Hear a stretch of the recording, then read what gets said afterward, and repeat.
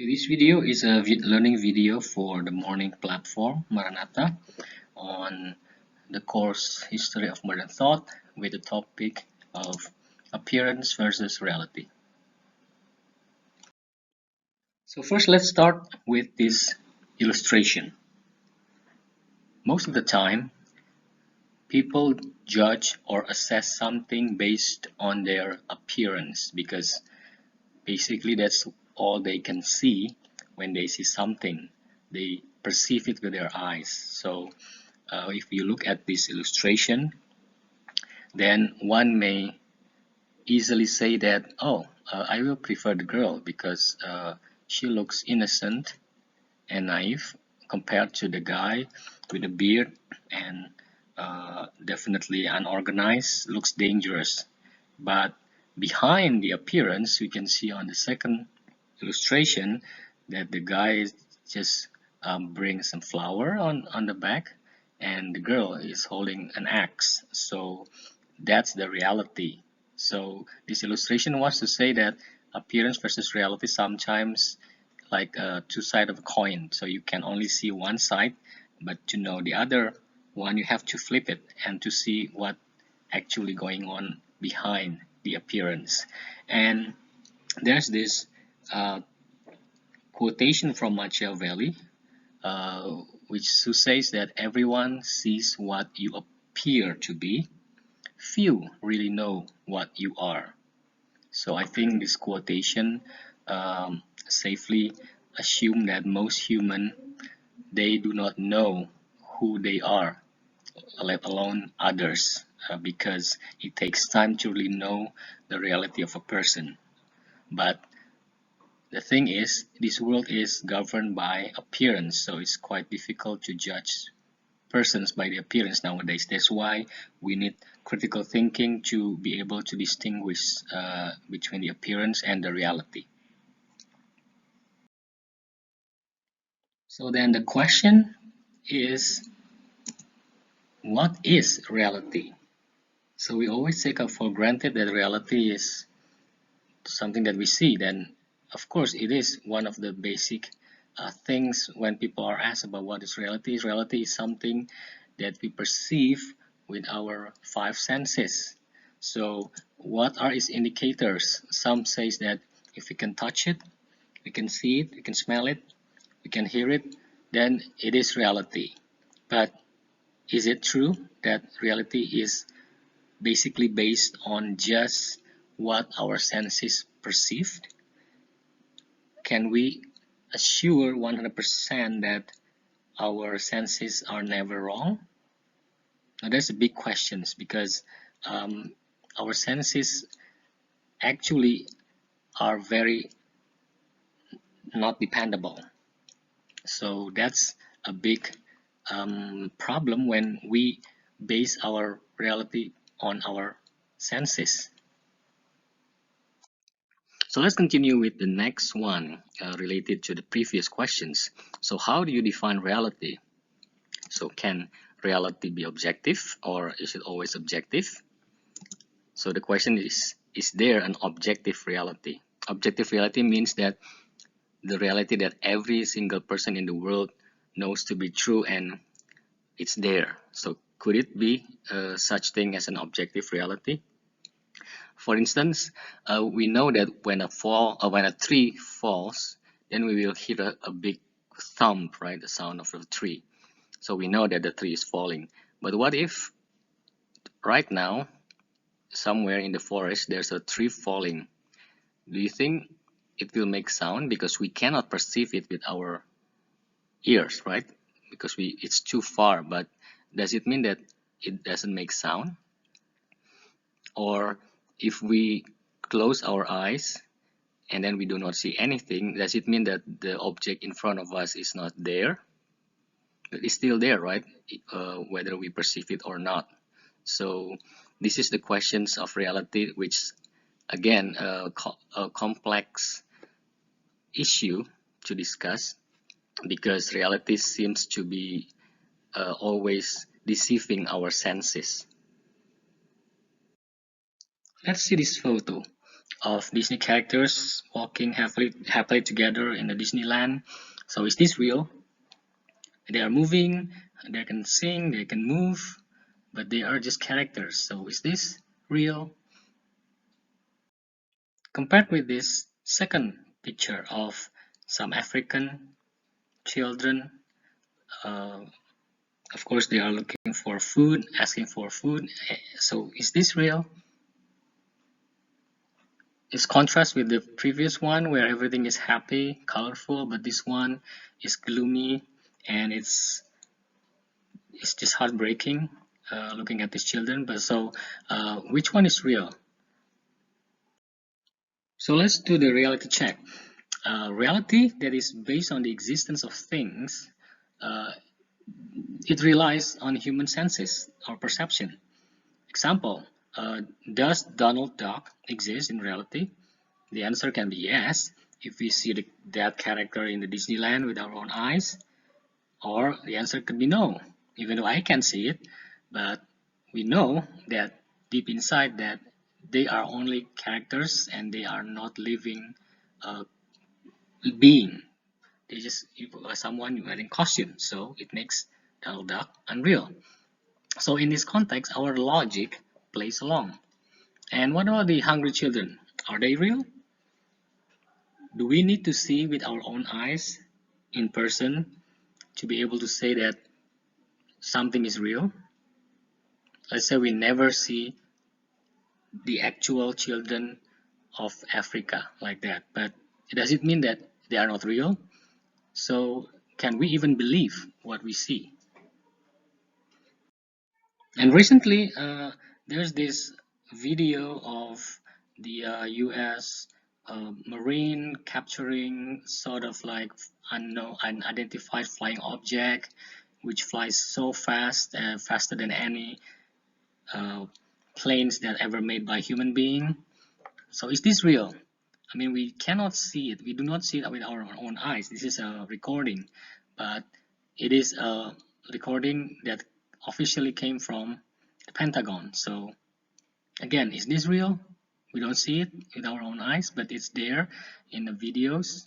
So this is another example of how our senses are not dependable to say or to talk about reality. So, can we still be sure that our senses are reliable as the ultimate reality checker? I think after we look at the previous illustrations, we would say that they are far from reliable. What one smells can be differ from what other smells. One smells this and process it like some this smell, but maybe other person will smell it differently and will interpret it differently. And it's also the same with hearing, with taste, with what people see, with how people touch. They are different. So how come if we have so much differences in our senses with other people that we can say that the reality that we perceive is real?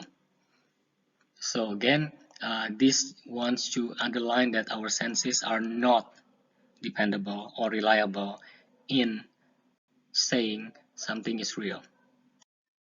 And if we go back to the previous two pictures or illustration of the Disney characters and the hungry African children, most people will choose the first one to be real, although they are not. Why? Because most of the time, people choose appearances than realities, especially when the realities are bad. So they ignore or unaware of realities that are not favorable to them. And most of the time, the appearance is merely appearance, which can be deceiving or has nothing to do with reality. So this is our reality. And one reason people can be so ambiguous on using their senses to check reality is because people tend to prefer reality that suits them and they will deny reality that does not suit them. So it's sort of like selective reality. If reality is good, then I'm gonna look at it as reality. But if reality sucks, I don't see it as reality. So we run from reality. Or in Indonesia, lari dari kenyataan ya. We listen to that phrase oftentimes. Iris Murdoch put this context in a very good way when she say, we live in a fantasy world, a world of illusion. The great task in life is to find reality. So it's a very deep quotation with a very deep meaning that most of us, she believes that we live in fantasy world, the world that we want to be real, but the reality itself is still out there. And here are some other quotation about reality. First one, things are not always as they seem. The first appearance deceives many. This is said by a Roman poet Phaedrus. And then the idea of appearance versus reality is seen in everyday life, including in relationship, religion, and school studies. How many of us sometimes misjudge someone who looks very religious, but behind our backs they say something hateful, they despise other religion, and on the other hand, there are some people who doesn't or who do not look religious, but they actually are humanitarian, helping people. So it it exists anywhere, this appearance versus reality. So this is one of the most common themes also used in literature to this day and has been explored in many ways. So if you read Macbeth or Hamlet by Shakespeare, they both are also talking about appearance versus reality. So based on the previous explanation, I can say that our perception of reality is of course mostly subjective because we perceive the reality as how we perceive it, which may be different from how others perceive reality, thus subjective. And similar reality may mean differently to different people, consequently. I want to move on to our contemporary case, which is around us on the topic of appearance of reality, which is social media effect.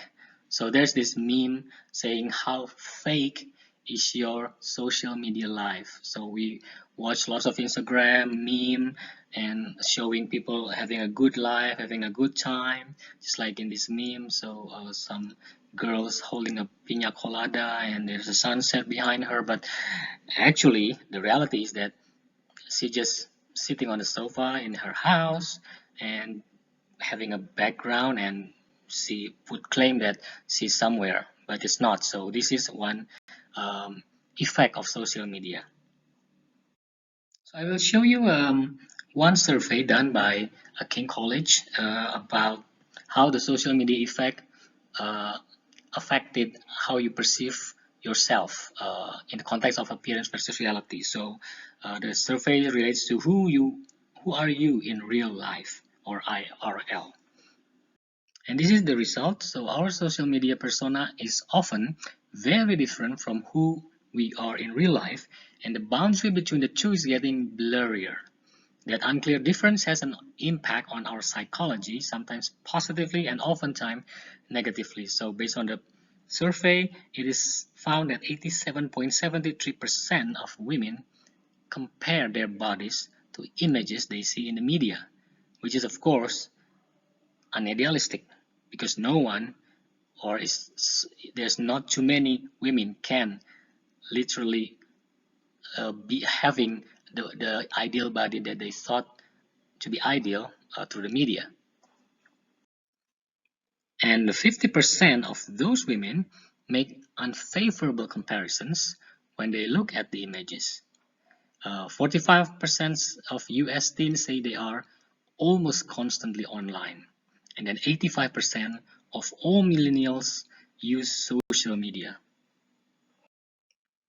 What's more surprising is that the finding says that more than 90% of babies have a presence on social media before their second birthday. Of course, it's not the babies themselves having a cell phone, but it's their parents, their millennial parents, who exploit their babies and put the babies on social media without them knowing what it is. And then 42% of people aged 18 to 29, which is in your age, reported their partner was distracted by cell phone use when together.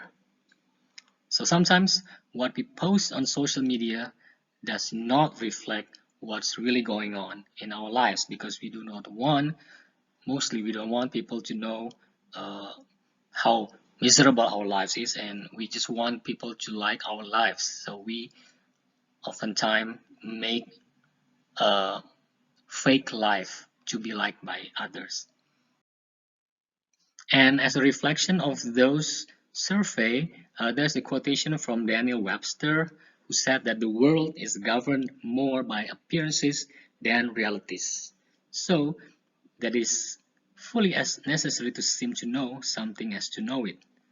So what he said reflects our life, our contemporary life today, on how our reality is governed by appearance. The famous German philosopher Nietzsche also states something about reality, or appearance versus reality, when he said that people do not want to hear the truth because they don't want their illusions destroyed. In other words, much of what goes on in the world is due to what people think rather than what actually is. Therefore, the only thing one must do is to present oneself in the way one wants others to believe one truly is. And that wraps up our first part of appearance versus reality. Please don't forget to watch the second part. Thank you, and see you in the second video.